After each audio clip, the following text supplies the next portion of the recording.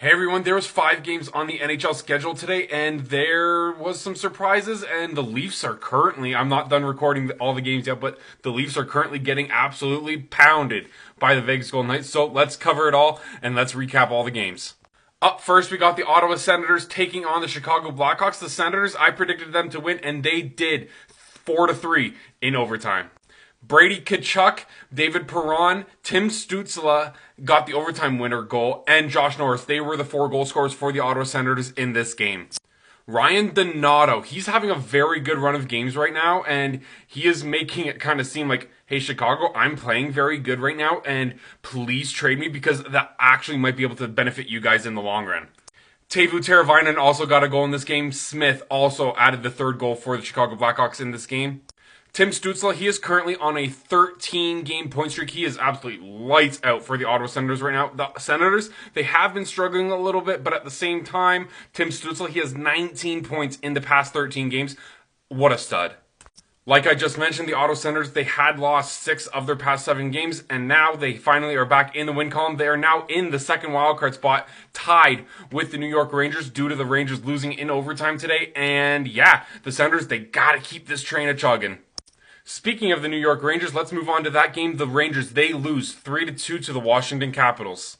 Pierre-Luc Dubois got a goal in this game, and Alexander Ovechkin, he is now only 10 goals away from beating Wayne Gretzky's record, and he is having an absolutely amazing run of games. He just doesn't seem to slow down at all. And this was also his 32nd goal of the year at the ripe old age of almost 40 or whatever, however old the heck he is. I should have known that before recording. But at the same time, it doesn't matter how old he is still playing like a youthful player. Tom Wilson, the tough guy for the Washington Capitals, he got the game-winning goal in overtime for the Capitals. The New York Rangers, they were extremely hot heading into this game, but it took the Washington Capitals, one of the best teams in the league this year, to defeat them. And they were the Rangers. They were 8-0 in their past 2 games, defeating teams with 2 back-to-back shutouts. Artemi Panarin and Sam Carrick were the 2 goal scorers for the New York Rangers, and it was a very close game. It was 2-2, obviously, because it went into overtime, but it seemed a lot closer than it was. Sam Carrick, he also got into a fight in this game.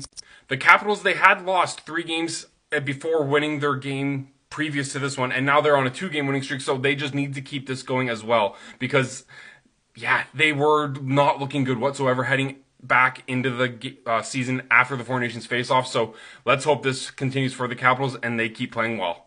Up next, we got the Toronto Maple Leafs taking on the Vegas Golden Knights, and this, like I said in my predictions, was a scheduled loss for the Maple Leafs. They just were not interested in this game whatsoever. It took until the third period for them or the second period for them to get a goal, and then Marner, after he scored the second goal, and just looked so disinterested. Just like the other night when the Oilers, they lost to the Ducks 6-2, and it was their star players that scored, McDavid and Draisaitl. This is the exact same. The Leafs, they lose 5-2, and Matthews and Marner, they get the 2 goals for the Leafs. For the Golden Knights, they were up 3-0 real quick. Joseph Woll got the yank. In came Anthony Stolarz. He didn't look too much better. Yeah, he only let in 2 goals, but this whole team didn't look energized or didn't look very good at all from the get-go.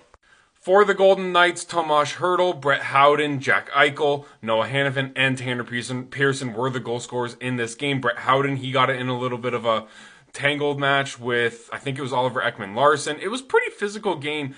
5 seconds into the game, 5 seconds into the game, I